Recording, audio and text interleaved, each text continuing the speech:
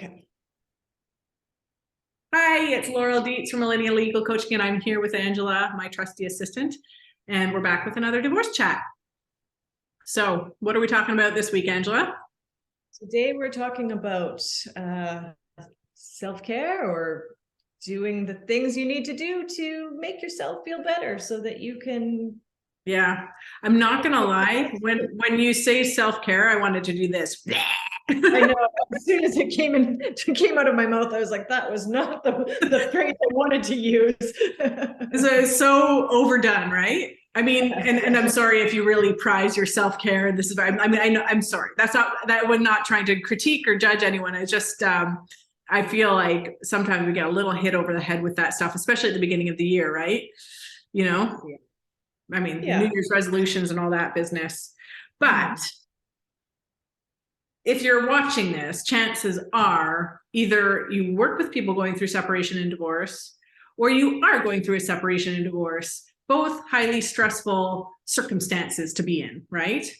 And it's like being continually involved in some aspect of negativity, right? Yes. Although you get a bit heavy. It's heavy. It can be really heavy. I do strongly believe separation and divorce is like a time of transformation, and can be a very positive experience, or can become one if you do it properly, right? The process can become a very life affirming and empowering situation. I mean, obviously it comes from the end of something which can be very traumatic and cause a lot of grief. So that's the heaviness, right? Yeah. So what do you do, Angela, when you're feeling, why don't you tell us what you've gone through some hardship. Tell us not tell us about your hardship, but like, how do you how have you, I guess, can you compare and contrast the different ways you've dealt with it and what works and what doesn't work? Well, I don't know if we have enough time for that. But what I will say is that in the past few years, I have struggled with some health issues. And on top of that, I, am a single parent. So I had to continue working despite my health issues in order to support myself and my children. And so that there's a little background story. But recently, as of midway through last year, my health issues are dealt with, and I'm just, transformation. I'm starting to live my life again. And so around Christmas, I began going to an exercise studio, and I began making space in my life for myself. Yeah, that was important. Taking time for yourself. I noticed a difference, and I'm not saying I didn't exercise before. I think I just didn't exercise consistently. Yes, well, that's true. Right. And so now I've got this membership at an exercise studio. And so I am going, and I mean, I do tend to be this all or nothing person, which I am also trying to work through. So at the beginning, end of December, beginning of January, I was kind of doing the all or nothing thing in the fact that I was doing it all. I was trying to go 5 days in a row, and that wasn't enough. And I should maybe do more days in a row. And so I caught myself in that, and I am continuing to exercise quite consistently. And I've noticed, like last week, for example, I went to an exercise. The last exercise class I went to was the Saturday. And then I skipped Sunday because that's family day for me and the kids. And then I skipped Monday because that's the day that I spend just one-on-one time with my daughter.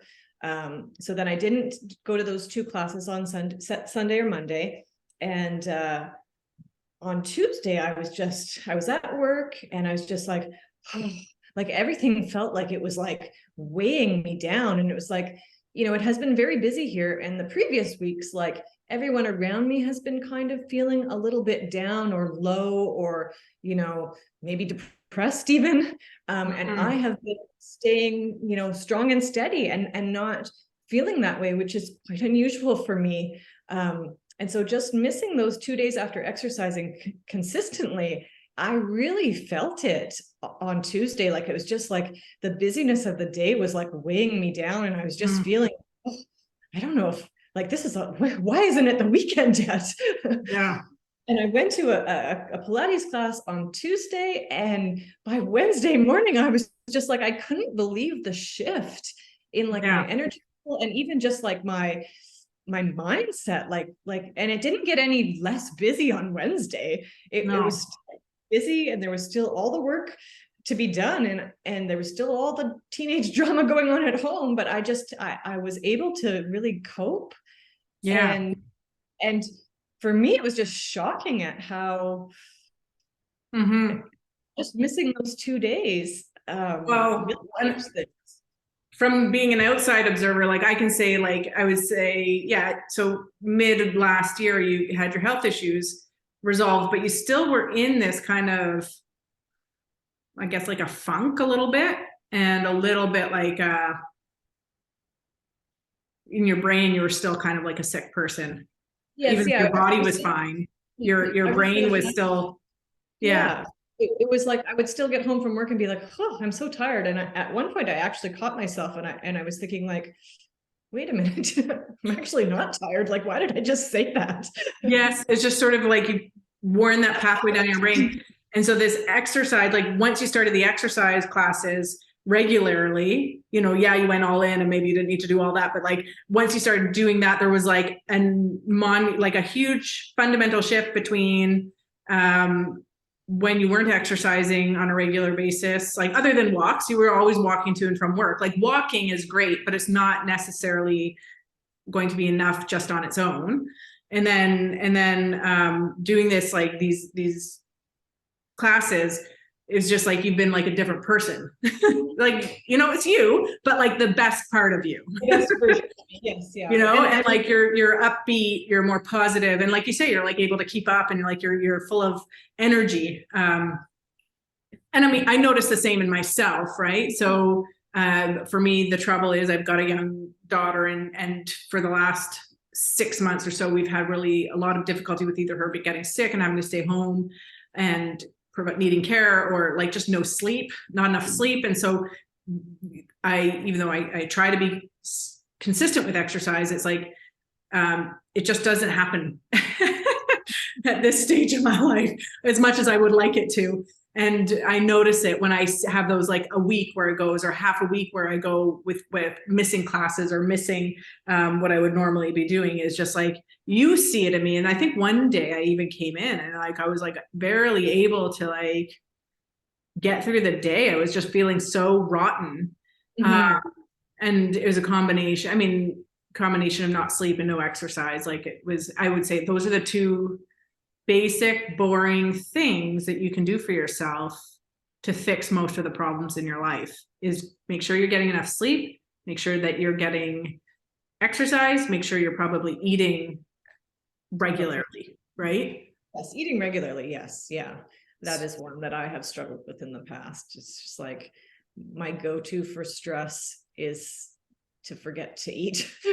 Well, and like if you're a caregiver, everybody else's needs are coming before your own, and sometimes you miss it because you put yourself last, and I think that's pretty common, and I think that leads to escalations in conflict. It leads to frustration, bitterness, resentfulness, burnout, exhaustion, just like all the negative stuff. And so whatever you can do to take those little steps forward, and any of those steps are all equal to the other, of making sure you're taking that, getting a regular exercise, sleeping enough, eating enough, making those difficult, heavy decisions during your day, dealing with the heartbreak, dealing with the grief, dealing with the loss, will become much easier. Absolutely. Right? Yeah. I've got 2 teenagers right now, so there's lots of, it's a roller coaster of emotions at our house.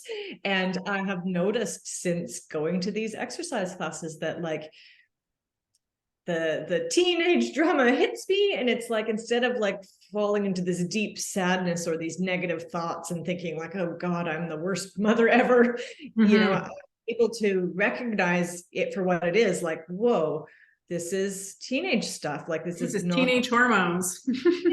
And it really has nothing to do with me, other than I have to help them navigate it, and I have to also deal with it, I guess, essentially. You have to exist around it.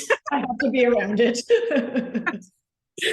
Yeah, no, I mean, I know it's so trite and people get tired of hearing it, exercise, eat, sleep, blah, blah, blah.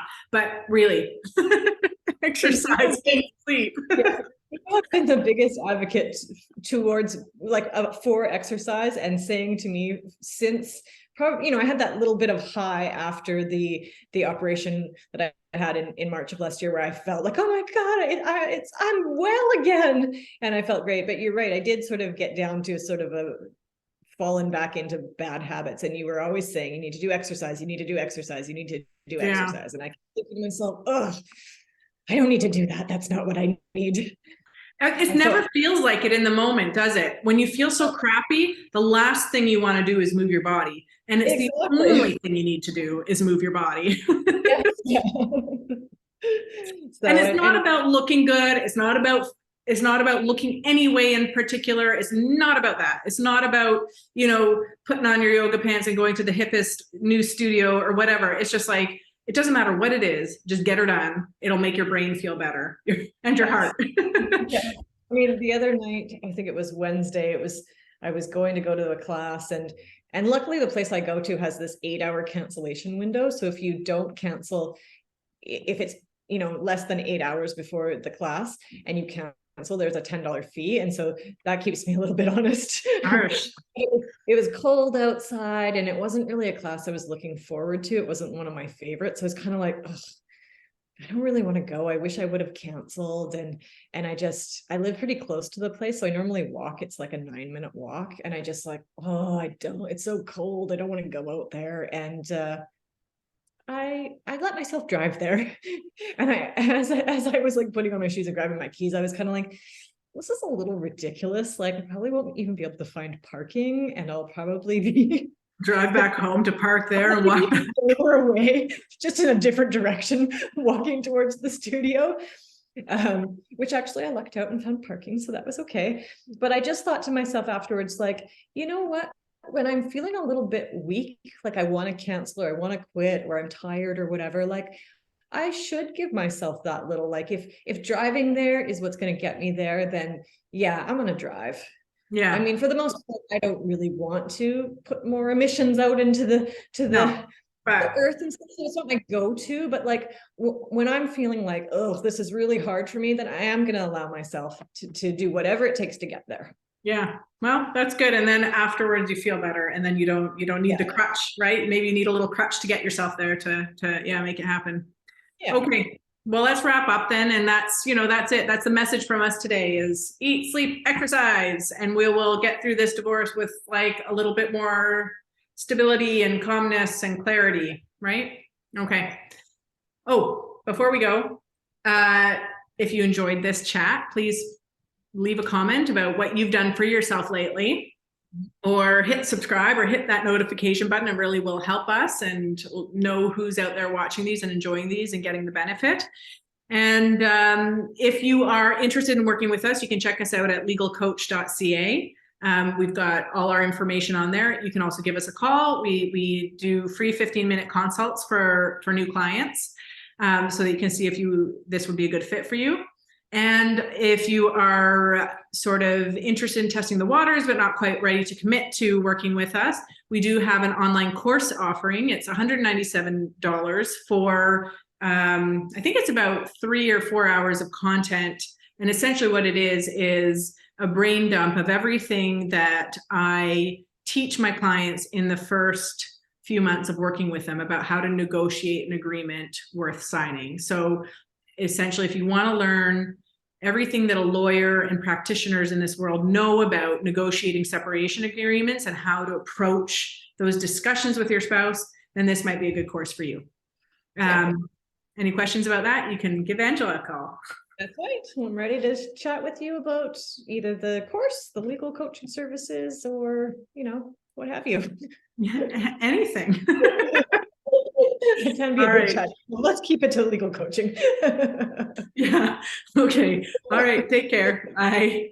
Everyone.